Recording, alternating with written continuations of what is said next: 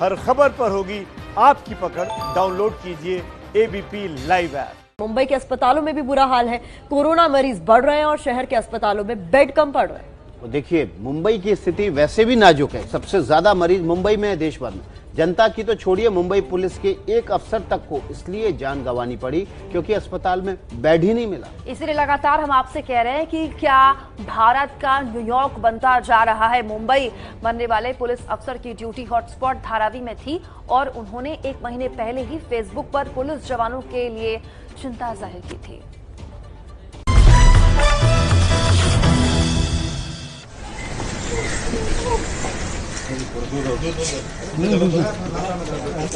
Police inspector साथी अधिकारी की जान जाने से भावुक हो गए और फपक फपक कर रोने लगे। तस्वीरें इसी साल 16 मई की हैं, जब महाराष्ट्र के गृह मंत्री अनिल देशमुख सांत्वना देने के लिए मुंबई के धारावी में शाहू नगर थाने पहुंचे थे।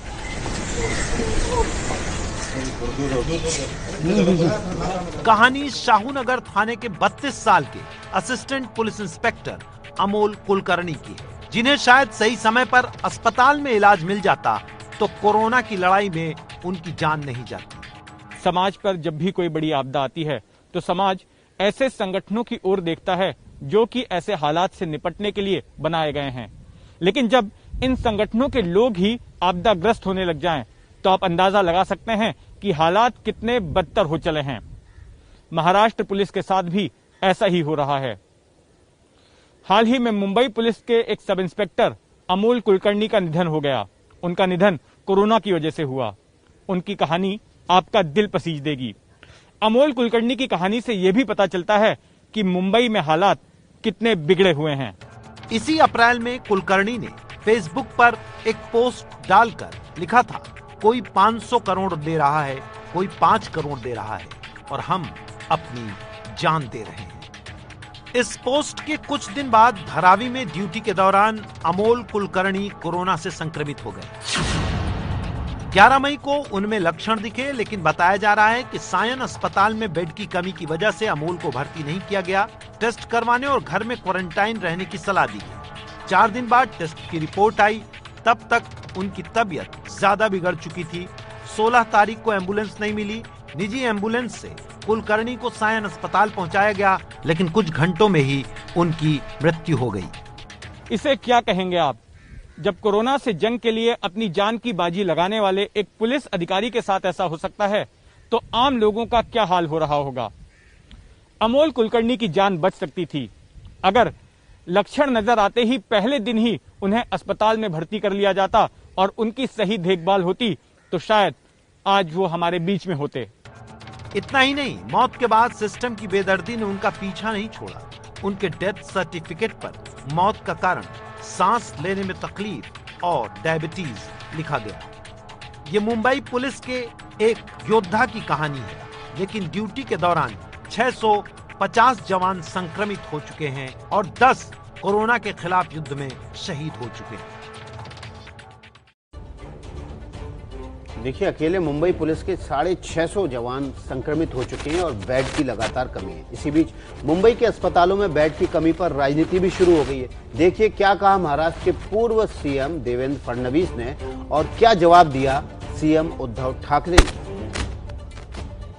पेशेंट्स के रिश्तेदारों के फोन या संदेश आ रहे हैं कि अपने पेशेंट्स को लेकर वे अस्पताल में जाते हैं तो वहां पर बेड्स नहीं मिलते और मुझे लगता है कि ये बहुत ही गंभीर परिस्थिति है। अस्पताल बेड्स का एक डैशबोर्ड तैयार किया जाए ताकि लोगों को ये पता चले कि किस समय कौन से अस्पताल में बेड उपलब्ध आहे। आज तिकडे जवळपास 1000 बेड्सचं एक चांगलं कोविड केअर सेंटर हे आपण उभं केलेलं आहे। बांद्रा कुर्ला कॉम्प्लेक्स संकुल आहे, तिथे आणखीन 1000 बेड्स वाढवतो आहोत। गोरेगावचं एक्झिबिशन ग्राउंड आहे, तिकडे वाढवतो आहोत। रेसकोर्स वरती वरळीला डोम मध्ये तर सुरू केलेलाच आहे।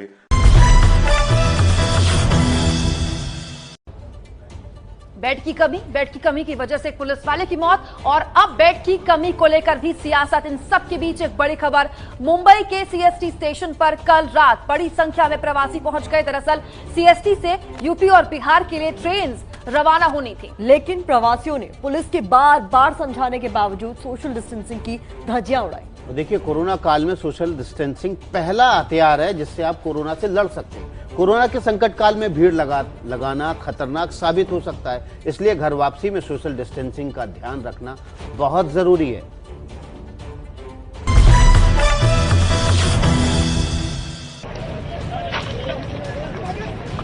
कोई हाथ में, कोई कंधे पर झोला लेकर भाग रहा है तो कोई सिर पर बोरी बिस्तरा बांधकर।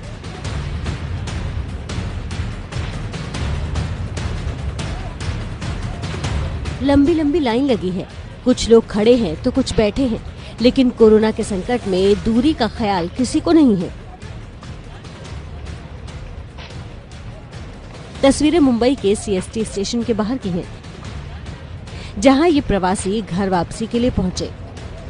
मुंबई के सीएसटी रेलवे स्टेशन से बड़े संख्या में मजदूर है अपने गांव के लिए, उत्तर प्रदेश बिहार के लिए निकले हैं। 3 ट्रेन है, एक उत्तर प्रदेश और 2 बिहार के लिए। ये ट्रेन अभी जाना बाकी है। इसके लिए देखेंगे तो बड़े संख्या में मजदूर है जो रास्ते पे साइड में लाइन लगा के बैठे हैं।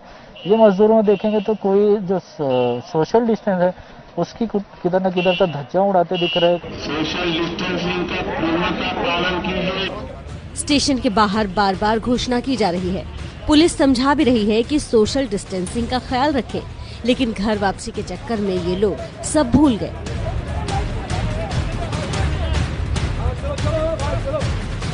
स्टेशन के एक हिस्से में कुछ लोग झुंड बनाकर भी खड़े दिखे। इस भीड़ में छोटे छोटे बच्चे और महिलाएं भी थे।